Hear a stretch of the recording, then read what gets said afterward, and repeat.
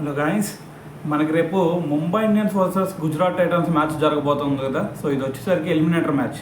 So ఈ మ్యాచ్లో కనుక ఎవరు ఓడిపోయినా సరే బయటికి వెళ్ళిపోవాల్సింది. అయితే మరి ఈ మ్యాచ్కి ముందు మరి ముంబై ఇండియన్స్ టీంకి ఒక బిగ్ షాక్ తగిలిందని చెప్పాలి. ఎందుకంటే వాళ్ళ కళ్ళే ట్రయో ఏదైతే ఉందో, బోల్ట్, దాని తర్వాత దీపక్ చాహర్, దాని తర్వాత బుమ్రా. సో వీళ్ళ ముగ్గురులో దీపక్ చాహర్కి మరి మొన్న మ్యాచ్లో కొంచెం గాయమైనట్టయితే కనిపిస్తూ ఉంది. సో మరి రేపటి మ్యాచ్కి అవైలబుల్గా ఉంటాడా లేదా అనేది కూడా మరి డౌట్గానే కనిపిస్తుంది. సో దీని గురించి అయితే అప్డేట్ ఏం లేదు. సో మరి ఒకవేళ కనుక దీపక్ చహర్ మరి అవైలబుల్గా ఉండకపోతే ఖచ్చితంగా వాళ్ళ ట్రయో అయితే కొంచెం దెబ్బతినే ఛాన్స్ ఉంది. సో మరి అతని ప్లేస్లో మరి గ్లేసన్ ఒక్కడు ఉన్నాడు. సో మరి అతను ఎంతవరకు రానెత్తాడు అనేది కూడా ఒక డౌటే. సో ఏదైనా సరే రేపు మ్యాచ్లో కనుక దీపక్ చహర్ లేకపోతే కొంచెం పేస్ అటాక్ కొంచెం బలహీనపడే ఛాన్స్ అయితే కనిపిస్తూ ఉంది.